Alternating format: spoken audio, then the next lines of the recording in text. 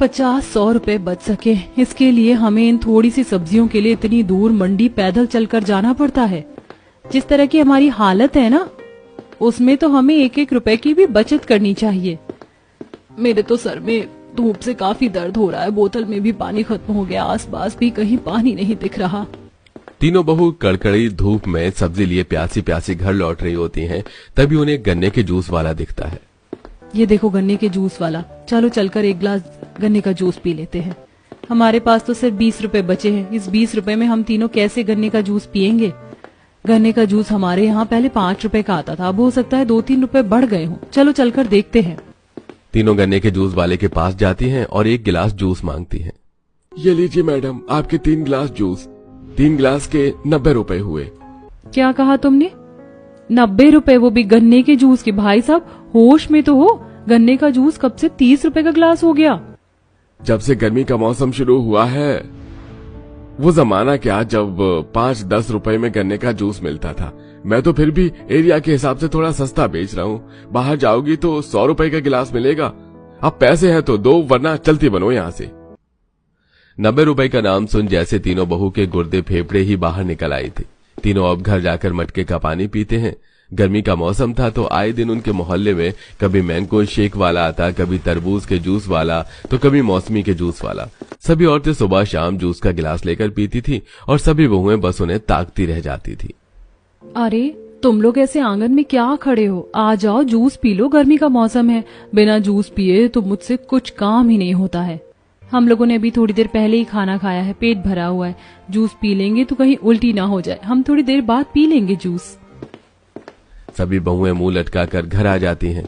इन सब के पति दिन के 100-200 रुपए ही कमा पाते थे, जिससे इन्हें हर दिन का गुजारा चलाना पड़ता था। कभी कभी अगर ये जूस पीने के लिए पैसे बचा भी लेती तो माँ 100 रुपए हैं तो दो ना, टीचर ने स्कूल का कुछ सामान मंगवाया है।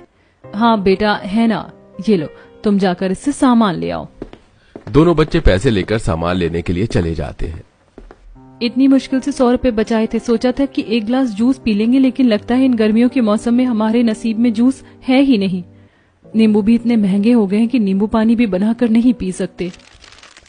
ऐसे ही कुछ दिन गुजर जाते हैं। भावना और मीना आंगन में कपड़े सुखा रही होती हैं कि तभी सामने से उनकी पड़ोसन गीता आती है।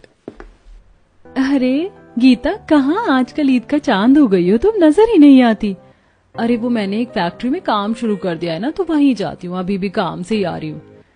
लेकिन तुम्हारे घर में तो तुम्हारा पति कमाता है ना, तो भला तुम्हें काम पर जाने की क्या जरूरत आ पड़ी? अरे आजकल महंगाई इतनी हो गई है ना कि 2 लोगों के काम करने से कहाँ ही घर चलता है। घर में जितने लोग काम करें उतना ही सही है। मैं तो कहती हूँ कि तुम सब भी काम ढूंढो, सुबह के बाद तो शाम तक घर में फ्री ही बैठती हो। इससे अच्छा काम करके 4 पैसे कमाऊंगी तो तुम्हारे तो काम आएंगे। गीता की बात को सुनकर दोनों बहुएं घर में आती हैं और सारी बात बाकी बहुओं को बताती हैं। तो गीता ने कुछ गलत थोड़ी ना कहा, सही तो कह रही है। अगर इन लोगों के पैसों से घर चलेगा तो हमारे पैसों की थोड़ी बचत होगी, और आगे भगवान न करे कुछ मुसीबत आ पड़ी तो वो पैसे काम तो आएंगे। सही कहा तुमने, हम भी कल से काम देखना शुरू कर देते हैं। अगले दिन से सभी बहुएं काम देखना शुरू कर देती हैं और 1 हफ्ते के बाद उन्हें एक फलों के बगीचे में काम मिलता है। इन सभी 10 बहुओं को उस बगीचे के साथ सफाई और फल तोड़कर टोकरी में भरने होते हैं। तुम लोग घर जा रही हो ना, रास्ते में इस टोकरी में जितने भी फल हैं उसे फेंक देना। लेकिन क्यों मालिक, ये फल बिल्कुल सही है तो आप इन्हें फेंक क्यों रहे हैं? अरे इन फलों को कोई नहीं खरीदेगा।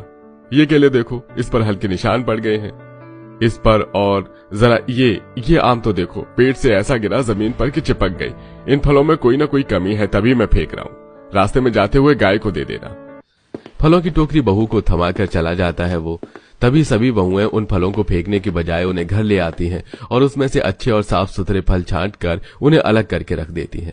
कितने सारे फल हैं ये, और मालिक हैं कि इन्हें फेंकना चाहते थे, थोड़े बहुत ही खराब निकले, लेकिन अब इतने सारे फल का करेंगे क्या हम?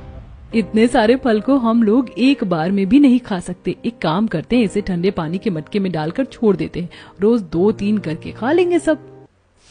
अब सभी बहुएं अपने घर के कामों में लग जाती हैं। निशा आंगन में झाड़ू लगा रही थी कि तभी वो अपनी अमीर पड़ोसन को देखती है जो बाहर से ऑनलाइन जूस मंगवाकर घर के अंदर ले जा रही थी, और जूस को देख निशा घर के अंदर आती है। मेरे पास काफी अच्छा आइडिया है, क्यों ना हम उन फलों से घर में ही जूस बना लें। ये तो मैंने भी सोचा था, लेकिन हमारे पास तो मिक्सर ही नहीं है। बिना मिक्सर के हम लोग जूस कैसे बनाएंगे? हम लोग बिना मिक्सर के भी जूस बना सकते हैं। तरबूज को ओखली में डालकर पीस लेंगे, उसका रस आसानी से निकल जाएगा, और आमों को पिचका कर उसका गूदा निकाल देंगे, और जो कच्चे आम है उन्हें उबाल कर उनका आराम से आम पन्ना बन जाएगा। इसी तरह आराम से अंगूर संतरे का भी जूस हम लोग घर में ही बना सकते हैं।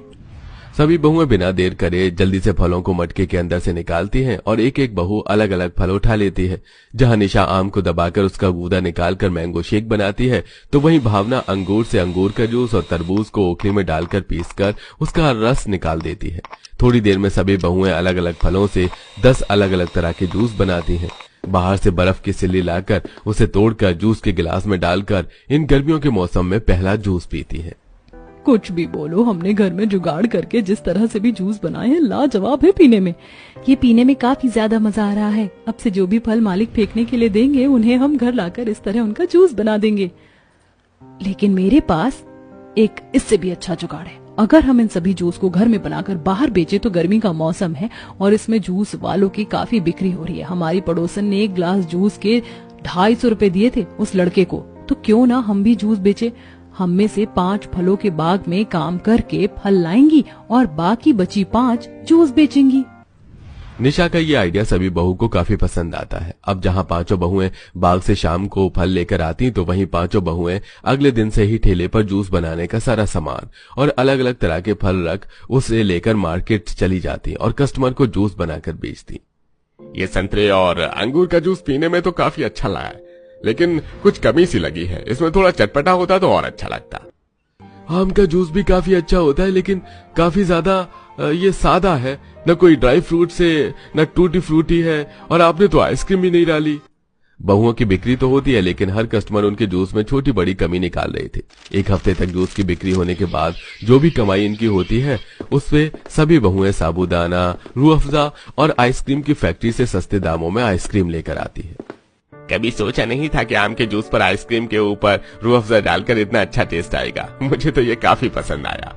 और आजकल भला जूस में साबूदाना कौन डालता है, लेकिन पीने में काफी अच्छा लग रहा है।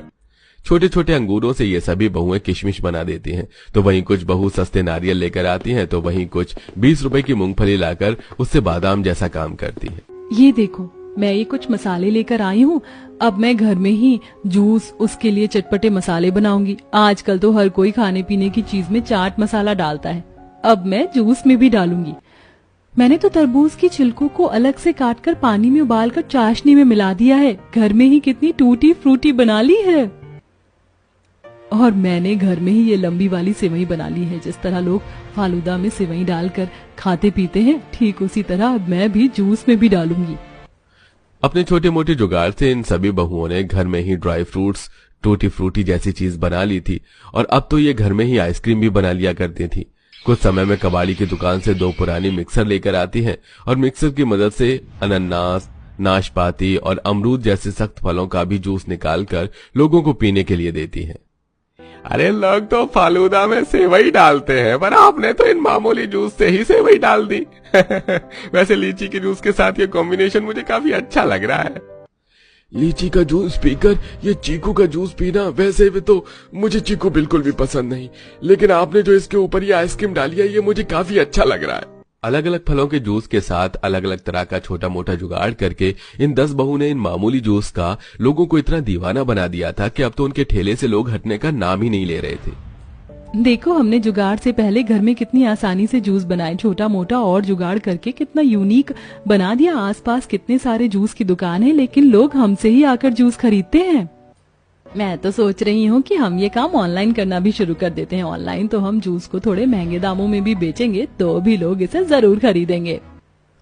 इन 10 बहू का 10 तरह का अलग अलग जुगाड़ू जूस किसी जादू की तरह लोगों पर काम करता है, और जैसे जैसे दिन गुजरते हैं वैसे वैसे इनकी बिक्री भी काफी ज्यादा बढ़ने लगती है।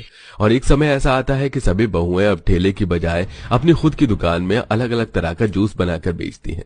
कुछ वक्त पहले जहां ये सभी बहुएं 10 रुपए के जूस के लिए भी तरसती थी, तो वहीं आज ये खुद हजारों रुपए का जूस बेचती हैं और इसी तरह अपने काम को जारी रखती हैं।